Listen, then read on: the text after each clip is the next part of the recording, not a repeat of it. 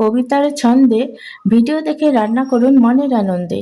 নমস্কার বন্ধুরা, শাওন পাকশালাতে সবাইকে স্বাগত জানাই।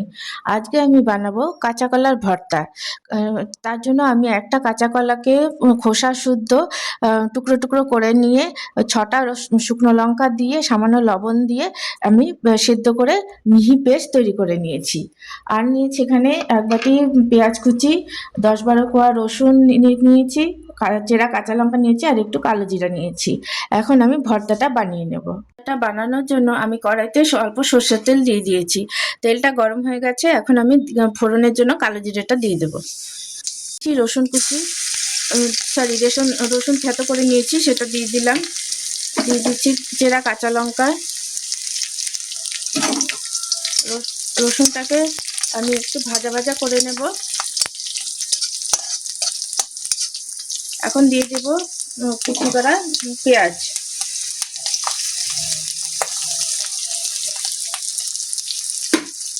এটা খেতে দুর্দান্ত লাগে। যারা কাঁচকলা, আমরা অনেকেই আছি যে কাঁচকলা খেতে চাই না, এমনি নামটা শুনলেই খেতে ইচ্ছে করে না, কিন্তু আমরা কাঁচা কলাটাকে একদমই পছন্দ করি না। কিন্তু এইভাবে যে যারা কাঁচা কলা খায় না বা আমরা যারা কাঁচা কলা খেতে চাই না, তারা এইভাবে যদি আমি আজকে যেভাবে বানাচ্ছি এভাবে যদি বানানো যায় তাহলে খেতে দুর্দান্ত লাগে। একটু ভাজা ভাজা করে নিয়েছি। এখন আমি এর মধ্যে দিয়ে দেব কাঁচা কলাটা যে পেস্ট করে রেখেছি, শুকনো লঙ্কার কাঁচা কলা, সেটা দিয়ে দেব।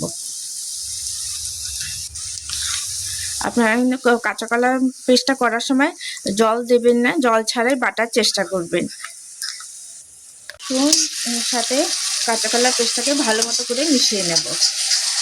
আঁচটাকে কিন্তু মিডিয়ামে দিয়ে, হাইতে করে দেব না, লো টু মিডিয়ামে রেখে আমি এটাকে এখন ভালো মতো করে মিশিয়ে নেব। আমরা তো কাঁচা কলা সাধারণত সেদ্ধ খাই বা কোনো তরকারিতে খাই বা মাছের ঝোলে দেই, কিন্তু একবার এইভাবে বানিয়ে খেয়ে দেখবেন, খেতে দুর্দান্ত লাগে গরম ভাতের সাথে। পেঁয়াজ রসুনের সাথে কাঁচা লঙ্কার সাথে ভালো মতো করে মিশিয়ে নিয়েছি। এখন আমি কিছুক্ষণ আঁচটাকে লো টু মিডিয়ামে দিয়ে কিছুক্ষণ হতে দেবো। লো টু মিডিয়ামে রেখে আমি 5-7 মিনিট এমনি রেখে দিয়েছিলাম, যাতে ভালো মতো করে জলটা শুকিয়ে যায়, কাঁচকলার মধ্যে যে জলটা থাকে সেটা শুকিয়ে গিয়ে এই যে কড়াই থেকে ছেড়ে যায়। এখন সুন্দর মতো এই যে কড়াই থেকে ছেড়ে গেছে, এটা এরকমভাবেই করতে হবে।